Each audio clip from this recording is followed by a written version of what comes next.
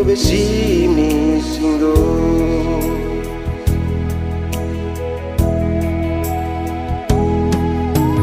Zeman seren nangi Wamak panso ingo Parwai kan kene medi ro dunia Osai so be fanana indiriawe sane so Yakyar we amonda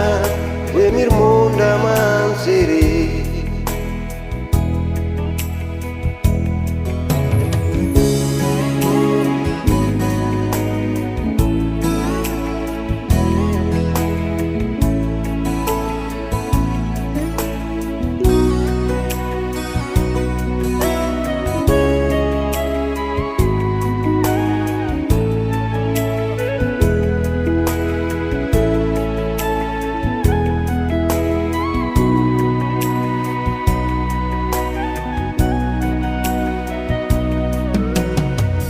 Seren nalak mainggo bedi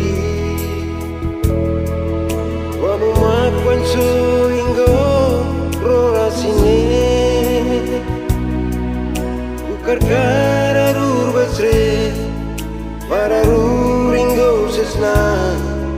Mainggo swas inggo besini singgo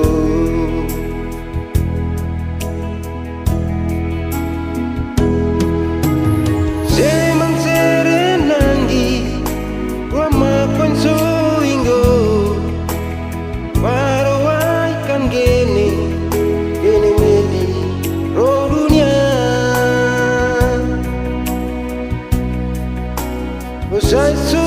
be fanana indiriawe sane so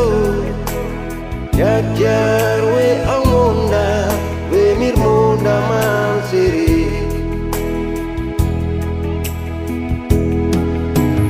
Zeman seren nangi wamakwan so ingo Parwai kan kene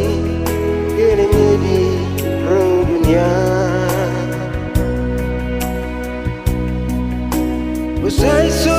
be fanana indiriawe sane so Yakyar we amonda we mirmonda mansere Yakyar we amonda we mirmonda mansere